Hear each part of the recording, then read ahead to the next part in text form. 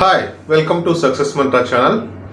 In today's session, I am going to discuss the most important current affairs relating to first week of June. Okay, now let me start one by one. The first point is Van Gujars. Van Gujars అనే వాళ్ళు ఎవరంటే they are nomadic tribes who are living in Uttarakhand state. ఎందుకు వీళ్ళు న్యూస్లోకి వచ్చారంటే వాళ్ళు అత్యంత దయనీయ స్థితిలో బ్రతుకుతున్నారనే ఉద్దేశంతో ఉత్తరాఖండ్ హైకోర్టు వాళ్ళు గవర్నమెంట్కి ఆదేశించారు, you have to provide proper accommodation to them. So ఈ విధంగా ఈ వాన్ గుజ్జార్స్ అనే నోమాడిక్ ట్రైబ్స్ వచ్చి న్యూస్లోకి వచ్చారు. సో క్వశ్చన్ ఏ విధంగా అడగచ్చు అంటే, ఇటీవల ఏ స్టేట్ హైకోర్టు వచ్చి ఈ వాన్ గుజ్జార్స్ నోమాడిక్ ట్రైబ్ను అకామిడేషన్ కల్పించమని ఆదేశించింది? The answer is Uttarakhand high court. Okay, next point Mekedatu dam. ఎందుకు ఇది న్యూస్లో వచ్చిందంటే, మెక్కడాటు డ్యామ్ వచ్చి కర్ణాటకలో కావేరీ రివర్పై కన్స్ట్రక్ట్ చేస్తున్నారు. ఇది వయోలేషన్ ఆఫ్ నార్మ్స్గా నేషనల్ గ్రీన్ ట్రిబ్యునల్ కమిటీ అనేది ఇది ఒక వయోలేషన్ ఆఫ్ నార్మ్స్గా కన్సిడర్ చేయడంతో ఈ మెక్కడాటు డ్యామ్ అనేది న్యూస్లోకి వచ్చింది.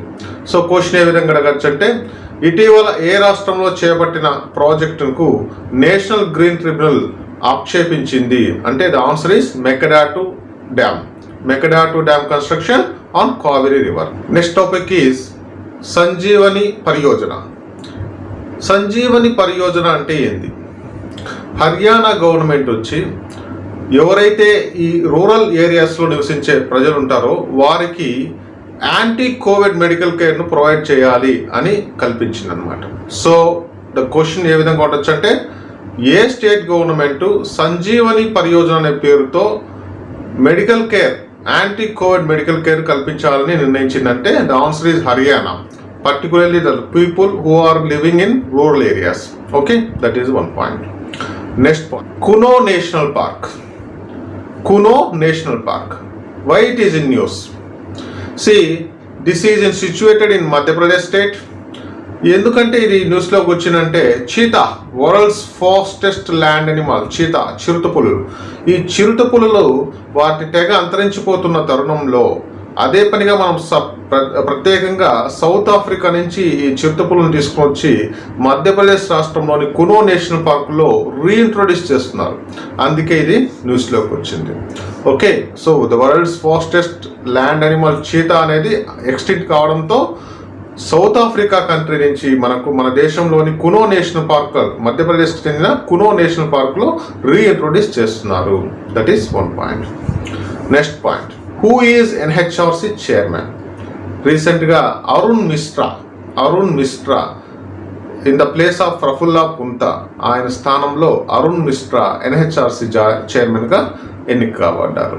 ఓకే, నెక్స్ట్ పాయింట్, ఏ స్టేట్లో కరోనా ఫ్రీ విలేజ్ కాంపిటీషన్స్ చేపట్టారంటే Maharashtra, in the state of Maharashtra.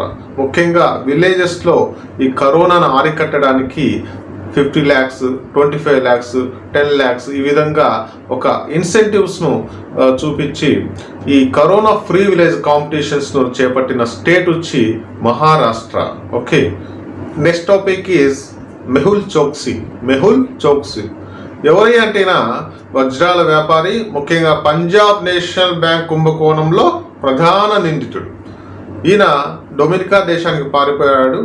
ఆ దేశం నుంచి మన దేశానికి తీసుకురావడానికి మన దేశం ప్రయత్నాలు చేస్తుంది. సో మెహుల్ చోక్సీ అన్నమాట. ఓకే, సెక్షన్ 124A ఐపీసీకి చెందిన, ఇండియన్ పీనల్ కోడ్కు చెందిన సెక్షన్ 124A ఇటీవల న్యూస్లోకి వచ్చింది. రాజద్రోహం కేసు. ముఖ్యంగా వైఎస్ఆర్ ఎంపీ రఘురామకృష్ణంరాజు గారు అరెస్ట్ కావడంతో ఈ కేసుకు పాపులారిటీ వచ్చింది. So section 124A. Okay, GDP growth rate. So 2020-21కు 2020-21 సంవత్సరం ఫైనాన్షియల్ ఇయర్కు మన జీడిపి ఎకనామిక్ గ్రోత్ ఇండియాకు వచ్చి ఎంత ఫాల్ అయిందంటే -7.3%. Okay, right. నెక్స్ట్ పాయింట్ అండి, RDSO, research design and standard organisation. Indian రైల్వేస్కి చెందిన లక్నోలో ఉంటుంది ఈ research design and standard organisation, RDSO. ఎందుకు ఇది న్యూస్లోకి వచ్చిందంటే, bureau of Indian standards BIS ఒక కార్యక్రమం చేపట్టింది. దాన్ని ఏమంటారంటే వన్ నేషన్ వన్ స్టాండర్డ్, ఒక mission one nation one standard. So దీనికి సంబంధించి ఈ ఒక SDOను అంటే standard developing organisation, first standard developing organisation ఇండియాలో ఎన్నిక కాబట్ట ఇన్స్టిట్యూట్ ఏంటంటే ఇండియన్ రైల్వేస్కి చెందిన RDSO, research design and standard organisation. It has selected as a first SDO, standard developing organisation in the country. ఎందుకంటే ఇది వరల్డ్ క్లాస్ స్టాండర్డ్స్ను, ఈ ఇండియన్ రైల్వేస్ చెందిన ఈ విభాగము వరల్డ్ క్లాస్ స్టాండర్డ్స్ను మెయింటైన్ చేసినందుకు గాను ఈ గుర్తింపు వచ్చిందనమాట. Okay, right. Next point, Mali, the country Mali. ఎందుకు ఇది న్యూస్లో వచ్చిందంటే African union suspended Mali's membership. ఎందుకంటే ఆ దేశంలో మిలిటరీ కూప్ జరిగింది కాబట్టి, మిలిటరీ కుట్ర జరిగింది కాబట్టి, ప్రజాస్వామ్యం అనుకున్న ప్రభుత్వాన్ని కూల్చారు కాబట్టి ఈ మాలిస్ మెంబర్షిప్ అనేది సస్పెండెడ్ అయ్యిందన్నమాట. ఆఫ్రికన్ యూనియన్ నుంచి సస్పెండ్ చేసింది మాలి అనేది ఒక దేశం అన్నమాట. రైట్. అలాగే ఇటీవల ఏ దేశంలో third wave of corona start అయిందంటే the answer is Congo. Congo capital వచ్చి కిన్షాసా. ఈ కాంగో దేశంలోనే లాస్ట్ వీక్ మనం చెప్పుకున్నప్పుడు మౌంట్ నియరాంగో, మేకు సంబంధించిన కరెంట్ అఫైర్స్ చెప్పేటప్పుడు మౌంట్ నియరాంగో వల్కనో గురించి కూడా డిస్కస్ చేసుకున్నాము. కాంగో మౌంట్ నియరాంగో వల్కనో అనేది బస్ట్ అయిందని చెప్పుకున్నాము. అలాగే ఈ వీక్లో మనకు ఇండోనేషియాకు చెందిన మెరపీ active వల్కనో, the most active వల్కనో of Indonesia వచ్చి మెరపీ. సో ఆ మెరపీ యాక్టివ్ వల్కనో కూడా రీసెంట్గా బస్ట్ అయిన దేశం ఎక్కడంటే, బద్దలైన దేశం ఏదంటే Indonesia. Okay, so mount Nyiragongo belongs to Congo country and mount Merapi most active volcano belongs to Indonesia అన్నమాట. Okay, right. Next point, what is meant by SAGE యొక్క ఫుల్ ఫామ్ ఏంటి? Recently, the Minister of Social Justice and Empowerment, Thawar Chand Gehlot, he launched this project SAGE యొక్క full ఫామ్ అంటే SAGE, Senior Care Aging Growth Engine. So దీని యొక్క main purpose ఏంటంటే it provides one stop access to the elderly care products and services by credible startups సహాయంతో elderly పీపుల్కు వాళ్ళకు సహాయం చేయడానికి ఉద్దేశించిన ప్రాజెక్టే SAGE, senior care aging growth engine. Okay, that is one more important point. Ranjit Singh Disale ఎందుకు ఈయన న్యూస్లోకి వచ్చాడంటే he belongs to Maharashtra. He is a teacher. Already he got selected as a best global teacher award in 2020. మహారాష్ట్రకు చెందిన రంజిత్ సింగ్ డిజాలే అనే అతను teacher వచ్చి 2020లో global teacher అవార్డును ఎన్నిక కాబట్టారు. ఇప్పుడు మళ్ళీ ఎందుకు న్యూస్లోకి వచ్చారంటే వరల్డ్ వైడ్గా ఒక 12 ఎడ్యుకేషన్ అడ్వైజర్స్ని ఎంపిక చేసుకుంది as a participatory programme of global coach. World bank వచ్చి ఒక గ్లోబల్ కోచ్ అనే ప్రోగ్రామ్ను స్టార్ట్ చేసింది. దాని ప్రకారం ఇన్ సర్వీస్ టీచర్స్కి ప్రొఫెషనల్ డెవలప్మెంట్ కోసము ప్రత్యేకంగా అంటే టీచర్స్కి ఎవరైతే ఇన్ సర్వీస్ టీచర్స్ ఉంటారో వాళ్ళకు ఎక్స్టెండ్ చేయడానికి, ట్రైనింగ్ ఎక్స్టెండ్ చేయడానికి, వాళ్ళ యొక్క క్వాలిటీ పెంచడానికి, వాళ్ళ యొక్క టీచర్ ట్రైనింగ్లో క్వాలిటీని ఎన్హాన్స్ చేయడానికి ఉద్దేశించిన ప్రాజెక్ట్ పేరే గ్లోబల్ కోచ్. ఇది వరల్డ్ బ్యాంక్ చేపట్టింది. అందుకు గాను వరల్డ్ వైడ్గా ఒక 12 మంది ఎడ్యుకేషన్ అడ్వైజర్స్ను సెలెక్ట్ చేసుకుంది. అందులో వన్ ఆఫ్ ద పర్సన్ ఇచ్చి మన దేశానికి చెందిన రంజిత్ సింగ్ డిజాలే, మహారాష్ట్రకు చెందిన టీచర్ అనమాట ఈయన, Ranjith Singh డిజాలే. Okay, next 24th BIMSTEC BIMSTEC. దీని యొక్క ఫుల్ ఫామ్ వచ్చి Bay of Bengal Initiative for Multi-Sectoral and Technical Economic Cooperation. Bay of Bengal Initiative for Multi-Sectoral Technical and Economic Cooperation. ఎందుకు ఇది న్యూస్లో వచ్చిందంటే జూన్ 6వ తేదీ 24వ వార్షిక సమావేశం జరిగిందనమాట. అంటే ఇది ఎస్టాబ్లిష్ అయ్యి 1997లో బిమ్స్టెక్ అనేది ఫామ్ అయింది. మొదటగా 4 దేశాలతో BISTEC, EC means economic cooperation, B means Bangladesh, I means India, S means Sri Lanka and T means Thailand. So 4 దేశాలతో ప్రారంభమైన తర్వాత మళ్ళీ మియన్మార్ జాయిన్ అయింది, ఆ తర్వాత నేపాల్, భూటాన్ కూడా జాయిన్ అయ్యాయి ఈ గ్రూప్లో. బంగాళాఖాతం, బే ఆఫ్ బెంగాల్ సరౌండింగ్స్ ఉన్న కంట్రీస్ 7 దేశాలు ప్రస్తుతం ఈ కూటమిలో సభ్యత్వంగా ఉన్నాయి. సో ఎందుకు న్యూస్లో వచ్చినంటే ఇటీవల 24వ వార్షిక సమావేశం జరిగిందన్నమాట, 24th BIMSTEC. Okay, bay of Bengal initiative for multi sectoral and technical economic cooperation. So దీనిలో ఉన్న కంట్రీస్ వచ్చి 7 దేశాలు. ఒకటి వచ్చి బంగ్లాదేశ్, నెంబర్ 2 వచ్చి India, Sri Lanka, Myanmar, Thailand, Nepal and Bhutan. Okay, Raimona national park ఎందుకు ఇది న్యూస్లోకి వచ్చింది? Actually this is located in Assam state. అస్సాంలో 6th నేషనల్ పార్క్గా దీన్ని అప్గ్రేడ్ చేశారు. Basically it is a reserve forest. Raimona అనేది ఒక reserve forest. It has been upgraded to as national park అనమాట. ఆల్రెడీ 5 ప్రముఖ నేషనల్ పార్క్స్, జాతీయ పార్కులు అస్సాంలో ఉన్నాయి. ఖజీరంగా అని, మనాస్ అని, నమేరి, ఆరంగ్, దిబ్రూ, ఈ విధంగా 5 ఆల్రెడీ జాతీయ పార్కులు అక్కడ ఉన్నాయి. ఇప్పుడు 6వ జాతీయ పార్కుగా ఎంపిక కాబడ్డ పార్క్ వచ్చి Raimona. Next point, June 5th world environment day. Every year we observe world environment day on June 5th అనమాట. ప్రపంచ పర్యావరణ దినోత్సవం. June 5th వచ్చి ప్రపంచ పర్యావరణ దినోత్సవం. June 8 వచ్చి వరల్డ్ ఓషన్ డే, ప్రపంచ సాగర లేదా సముద్రాల దినోత్సవం. ఈ రెండింటి గురించి కూడా మనం తెలుసుకోవాలి. ఓకే, ఈ వరల్డ్ ఎన్విరాన్మెంట్ డే ఈ ఇయర్ యొక్క థీమ్ ఏంటంటే ఎకో సిస్టమ్ రెస్టోరేషన్, పర్యావరణ వ్యవస్థ పునరుద్ధరణ. ఓకే, ఈ సందర్భంగా, ఈ పర్యావరణ దినోత్సవం సందర్భంగా ఈ సంవత్సరంలో ప్రధానమంత్రి మోడీ గారు E100 ప్రాజెక్టు లాంచ్ చేశారు. E100 ప్రాజెక్ట్ ఏంటంటే ఇథనాల్ బ్లెండింగ్ ఇన్ పెట్రోల్లో ఇథనాల్ మిక్స్ చేయడం.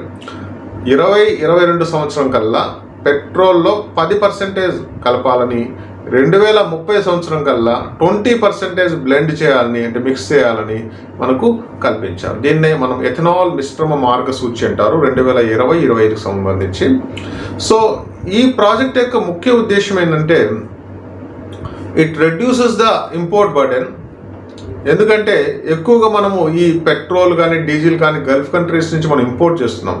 ఎప్పుడైతే ఈ ఇథనాల్ మనం మిక్స్ చేస్తామో ఆటోమేటిక్గా మనకు ఈ ఇంపోర్ట్ చేసే క్వాంటిటీ అనేది తగ్గిపోతుంది. That is one benefit. ఇంకో బెనిఫిట్ ఏంటంటే it reduces the environmental pollution, పర్యావరణ కాలుష్యం అనేది కూడా తగ్గుతుంది. అలాగే రైతులకు కూడా మంచి ఉపయోగం. ఎందుకంటే ethanol is a by product of sugarcane industry. So sugarcane ఇండస్ట్రీస్ని ఎక్కువగా ఈ ఫార్మర్స్ కల్టివేట్ చేయడం ద్వారా లోకల్గా ఉన్న ఫార్మర్స్కి బెనిఫిట్ ఉంటుంది. అట్ ద సేమ్ టైం పర్యావరణ కాలుష్యం తగ్గుతుంది, ఇంపోర్ట్ బర్డెన్ కూడా తగ్గుతుంది అన్నమాట. సో ఈ విధంగా అన్ని రకాలుగా ఈ E100 ప్రాజెక్ట్ అనేది ఉపయోగపడుతుంది. So ethanol blending in petrol అన్నమాట. Okay, next June 8 world ocean day. ఎందుకు ఇది చెప్పుకుంటున్నామంటే ఈ June 8 అంటే వరల్డ్ ఓషన్ డే సందర్భంగా UNO ఒక వెబ్ టీవీ ఆన్లైన్లో ఒక వెబ్ సదస్సును కండక్ట్ చేసింది. దాంట్లో పాల్గొనడానికి మన రాష్ట్రానికి చెందిన తూర్పుగోదావరి జిల్లా అంతర్వేదికి చెందిన ఓ మహిళ ఎంపిక కాబడ్డారు. ఆమె పేరు వచ్చి తాడి దీపిక. ఈమె ఎందుకు ఎంపిక కాబడిందంటే ఈమె ఆల్రెడీ అక్కడ లోకల్గా ఉన్న గ్రీన్ వార్మ్ అనే ఒక కమ్యూనిటీలో సభ్యురాలన్నమాట. ఈ గ్రీన్ వార్మ్ సభ్యులు ఏం చేస్తారంటే ఆ సముద్ర తీర ప్రాంతాల చుట్టూ ఉన్న వ్యర్థాలను సేకరించి రీసైక్లింగ్ చేయడమే వీళ్ళ యొక్క వర్క్ అనమాట. సో అందుకు గాను ఆమె చేసిన కృషికి గాను తాడి దీపిక అంతర్వేదికి చెందిన తూర్పుగోదావరి జిల్లా అంతర్వేదికి చెందిన తాడి దీపిక చేసిన కృషికి గాను UNO వెబ్ సదస్సులో పాల్గొనడానికి అవకాశం కల్పించారు.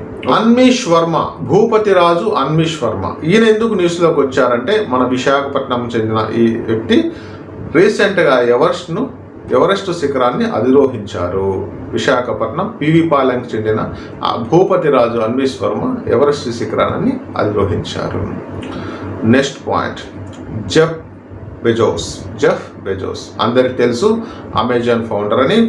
ఆల్రెడీ ఈ సంస్థకు ఫౌండర్గానే కాకుండా మనం ఇంకొక ఏరోస్పేస్ కంపెనీ అంటే ఏరోస్పేస్ మ్యానుఫ్యాక్చర్ కంపెనీ స్పేస్ కంపెనీకి బ్లూ ఆరిజిన్ అనే స్పేస్ కంపెనీకి కూడా ఈ జెఫ్ బెజోస్ అనేది ఫౌండర్ అన్నమాట.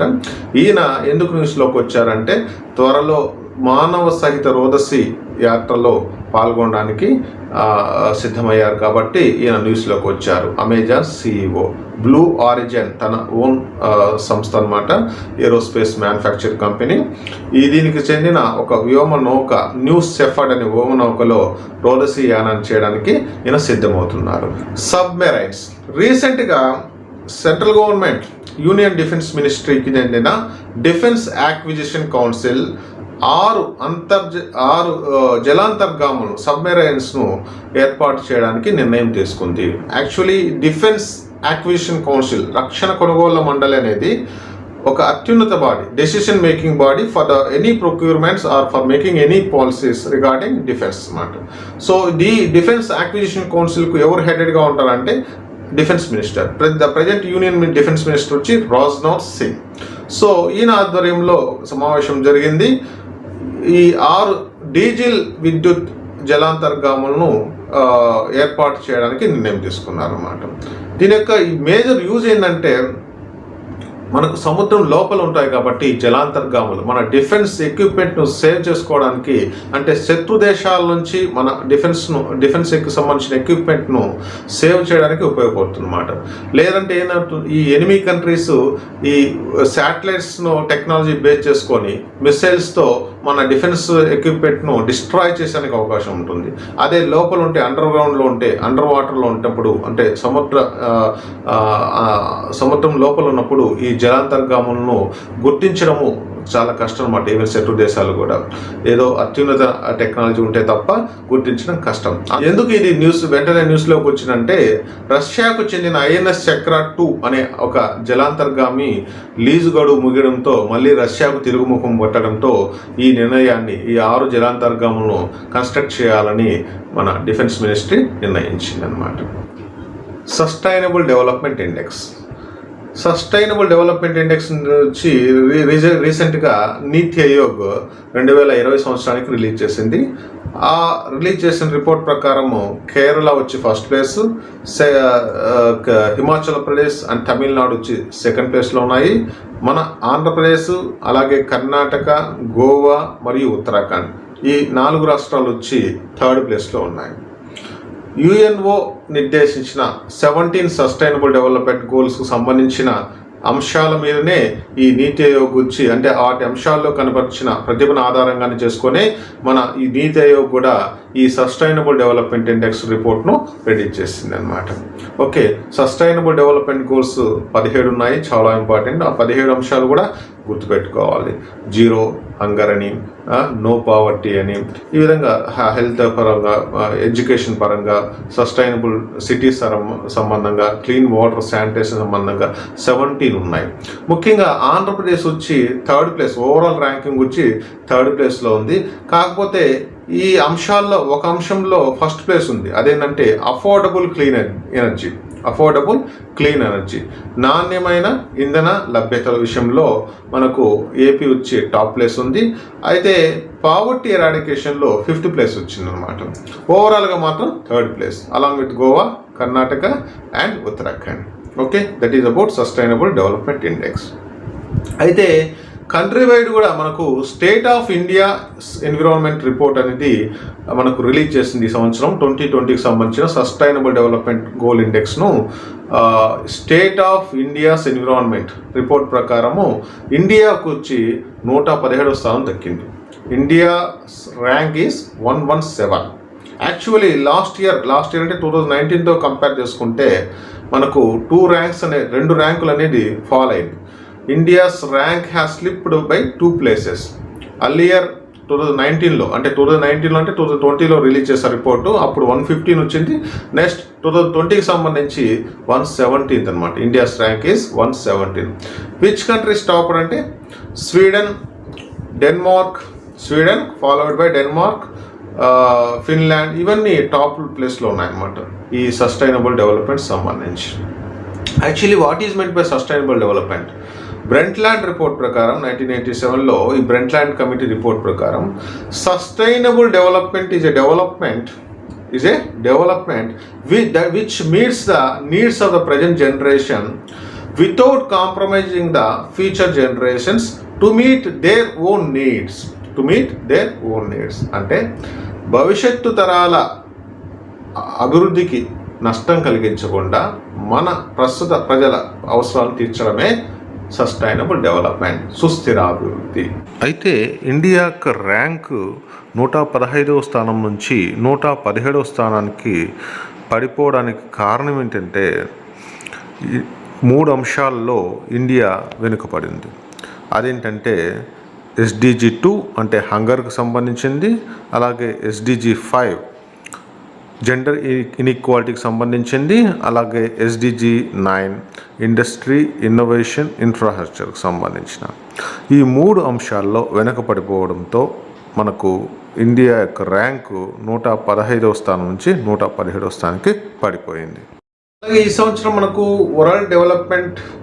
వరల్డ్ సస్టైనబుల్ డెవలప్మెంట్ సమ్మిట్ అనేది వర్చువల్గా జరిగింది 2021కు. Prime minister Modi inaugurated. So దాని యొక్క థీమ్ కూడా important. Redefining common future, safe and secure environment for all. ఇది వరల్డ్ సస్టైనబుల్ డెవలప్మెంట్ సమ్మిట్ 2021 యొక్క థీమ్ అన్నమాట. ఇవి ఈ వారానికి సంబంధించిన ముఖ్య అంశాలు.